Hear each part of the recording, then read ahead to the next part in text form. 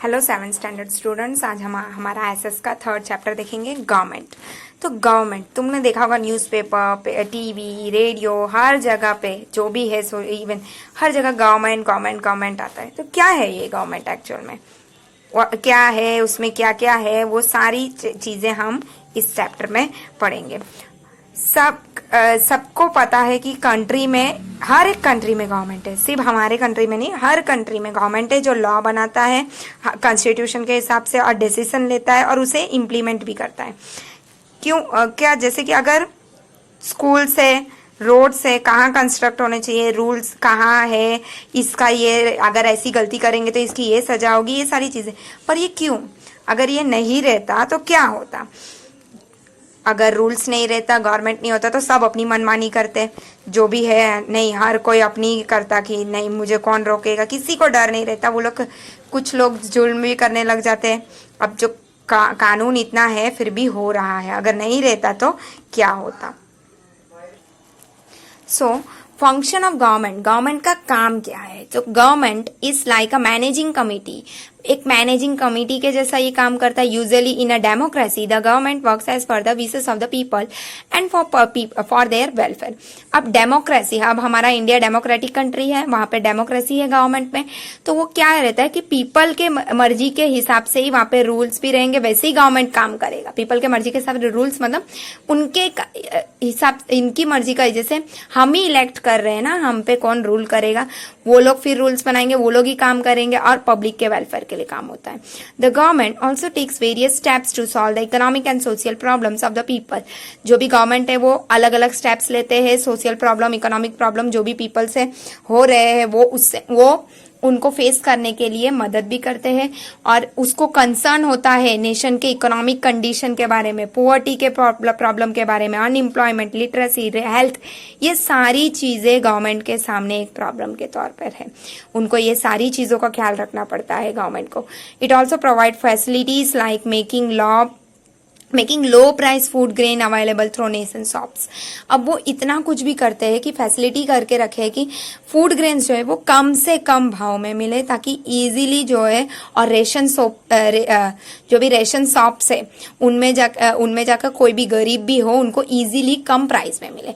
Assistant during disaster and calamities, कुछ अगर natural disaster हो गया, मतलब जैसे कि बाढ़ आ गया, कुछ भी आ गया, तो वहां के पीपल को मदद की जाती है।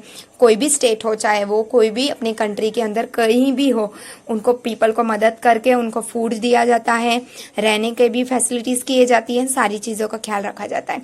फिर establishing educational institution and hospital, अलग अलग जगह एजुकेशन के लिए स्कूल्स, कॉलेजेस भी एस्टेब्लिश किया गया है।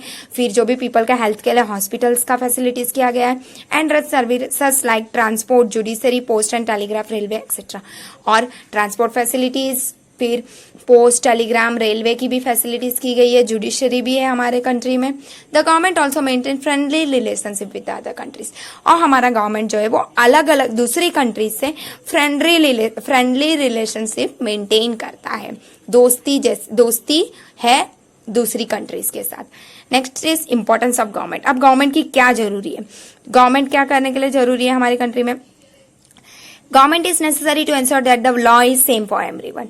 गवर्नमेंट ये इंश्योर करता है कि लॉ जो है वो सबके लिए, गरीब, अमीर, ऊंचा नीचा, जो भी, कोई भेदभाव नहीं है लॉ में किसी के लिए, सबके लिए लॉ जो है वो एक ही है। It frames laws and sees that it is implemented by the concern authorities and the police. वो लॉ बनाता है और ये भी ध्यान रखता है कि क्या सब अथॉरिटी जो भी है और पुलिस जो भी है वो उसे बराबर इम्प्लीमेंट कर रहे हैं, वो भी ख्याल रखता है उसका भी। Very important function of the government is to make rule and regulation whenever where is public gathering. बहुत ही इंपॉर्टेंट क्या है फंक्शन गवर्नमेंट का, कि उसे रूल्स एंड रेगुलेशन बनाना पड़ता है। कभी भी पब्लिक गैदरिंग हो रहे हैं तो वहां भी उसे हर एक चीज का ख्याल रखना पड़ता है। The government does play a vital role in maintaining law, order and peace and also ensures the development of the nation. जो भी गवर्नमेंट है इसलिए बहुत ही इंपॉर्टेंट रोल प्ले करता है लॉ बनाने में, शांति बनाए रखने में पूरे नेशन में, और एक नेशन को डेवलप करने में भी बहुत ही बड़ा इनका रोल है। Next is the government of government at different level, अलग अलग लेवल के कौन से गवर्नमेंट है। Government is responsible for providing various facilities in different fields, अलग अलग फील्ड में अलग अलग फैसिलिटीज किए गए हैं गवर्नमेंट से। How does the government arranges for this. India is a vast country. अब सबको पता है कि इंडिया बड़ी कंट्री है, उसकी एडमिनिस्ट्रेशन वॉज सेंट्रलाइज्ड है एडमिनिस्ट्रेशन। बहुत से प्रॉब्लम आते हैं, अलग अलग सिटीजन्स को कुछ इनकन्वींस्ड होते हैं। तो जो भी गवर्नमेंट है वो इसलिए डिफरेंट लेवल पे काम करता है, लोकल लेवल पे, स्टेट लेवल और नेशनल लेवल। जो लोकल लेवल गवर्नमेंट है वो विलेज और सिटीज के इसमें काम करेगा, उधर के प्रॉब्लम्स देखेगा। जो स्टेट लेवल गवर्नमेंट है वो ऐसे मैटर से डील करेगा जो स्टेट लेवल के, एक स्टेट्स में पूरे एक स्टेट का। और जो गवर्नमेंट जो नेशनल लेवल है वो पूरी नेशन को कवर करेगा, पूरी नेशन का प्रॉब्लम्स के रिलेटेड वो काम करेगा। ये सारी चीजें हमने पहले के क्लासेस में पढ़ चुके हैं कि लोकल लेवल क्या होता है, स्टेट गवर्नमेंट के बारे में नेक्स्ट चैप्टर में हम पढ़ेंगे। फिर जो भी नेक्स्ट क्लास में उसके बाद तुम पढ़ोगे कि सेंट्रल गवर्नमेंट, पूरा यूनियन गवर्नमेंट क्या होता है, वो भी तुम पढ़ोगे। सो देखा कि यहाँ हमने क्या देखा कि लोकल लेवल होता है विलेज लेवल में, स्टेट लेवल में होता है, स्टेट का जो होता है वो स्टेट लेवल में होता है, और नेशनल पूरे कंट्री का क्या होता है नेशनल लेवल पे होता है। Next is the government and the law. अब गवर्नमेंट और उसकी लॉस कैसी है। तो गवर्नमेंट है frames law and they must be obeyed by all the citizen. जो भी गवर्नमेंट लॉ बना रही है उसका हमें रिस्पेक्ट करना है, सारे सिटीजन की वो जिम्मेदारी है। Law and order is very important for the proper functioning of the government. एक कंट्री की गवर्नमेंट ठीक से चले तो उसका मेन रीजन ये होना चाहिए कि उसका लॉ एंड ऑर्डर बहुत ही इंपॉर्टेंट है, वहां की प्रॉपर लॉ एंड ऑर्डर होनी चाहिए। The government has the authority to make as well as implement law. Government के पास इतनी अथॉरिटीज है जो अच्छे से अच्छे लॉस बनाती है और उसे इम्प्लीमेंट भी करती है। यहाँ एक एग्जाम्पल दिया है, लेट्स सी क्या एग्जाम्पल दिया है। You must have a ticket while traveling by train. If you are caught by traveling without a ticket, you have to either pay or penalty or go to jail. Even though the government may work lawfully, in case citizen feel that a law not being executed properly, they have the right to raise voice to the go to the court. The court can order the government to take appropriate measure. अभी समझो तुम train में travel कर रहे हो, ticket लेना पड़ता है। अगर तुम पकड़ा गए ट्रैवलिंग कर रहे बिना टिकट का तो तुम्हें क्या होती है, पे करना होता है पेनल्टी, या तो फिर जेल जाना होता है। दो ऑप्शंस होते हैं।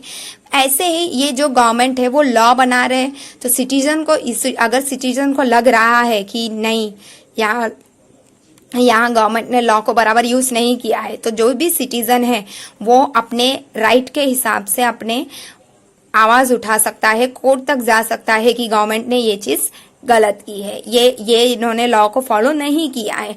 फिर कोर्ट ऑर्डर देगा गवर्नमेंट को और कुछ ना कुछ वो लोग वो प्रोसेस करेंगे। Next is organs of government. अब गवर्नमेंट के क्या क्या ऑर्गन्स है जो हेल्प कर रहे हैं गवर्नमेंट को इजीली रन करने में।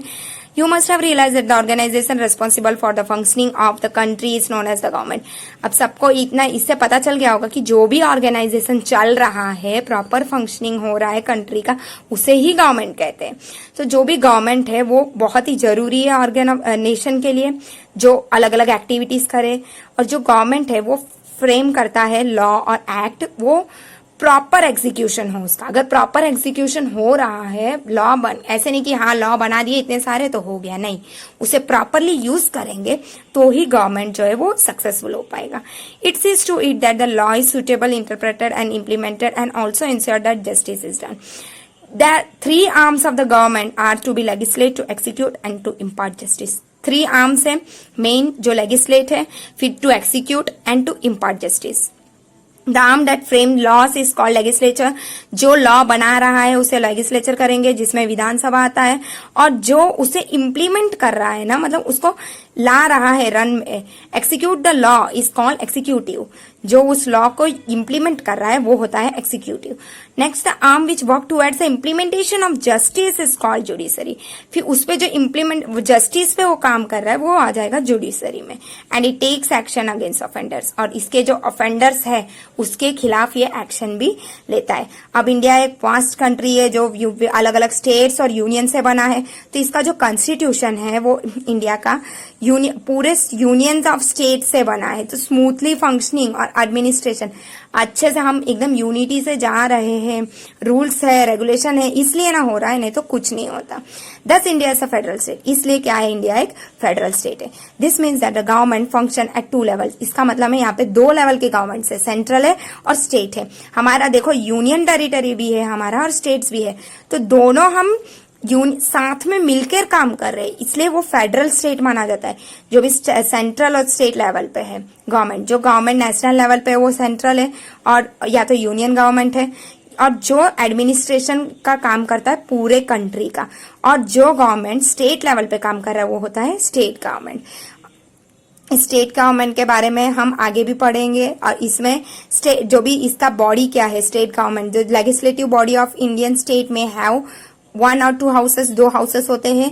लोअर हाउस लेजिस्लेटिव असेंबली होता है, अपर हाउस लेजिस्लेटिव काउंसिल होता है। जो भी गवर्नर है यही स्टेट का गवर्नमेंट के पार्ट होते हैं, ये भी पार्ट है। The state of the Gujarat has only the lower house legislative assembly. अब गुजरात का सिर्फ लेजिस्लेटिव असेंबली ही है। Most of the state do not have legislative council. बहुत सारे स्टेट्स अपने इंडिया में ऐसे हैं जिसके लेजिस्लेटिव काउंसिल नहीं है, सिर्फ लेजिस्लेटिव असेंबली ही होते हैं। सी इस टेबल फॉर्म में इजीली दिया है कि स्टेट गवर्नमेंट कैसे है। देखो, स्टेट गवर्नमेंट, गवर्नर, उसके नीचे 3 आ गया है, लेजिस्लेटिव बॉडी, एक्जीक्यूटिव बॉडी और जुडिशरी। और लेजिस्लेटिव बॉडी में भी 2 पार्ट है, लेजिस्लेटिव असेंबली, लेजिस्लेटिव काउंसिल।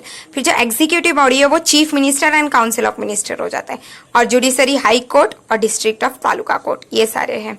तो लॉ बनाना, लॉ को एग्जीक्यूट करना, फिर वो लॉ सही तरीके से इंप्लीमेंट हो रहा है या नहीं हो रहा है वो देखना, ये सारी चीजें मिलकर ही गवर्नमेंट बनती है। सो यहाँ हमारा चैप्टर 3 कंप्लीट हुआ। Thank you.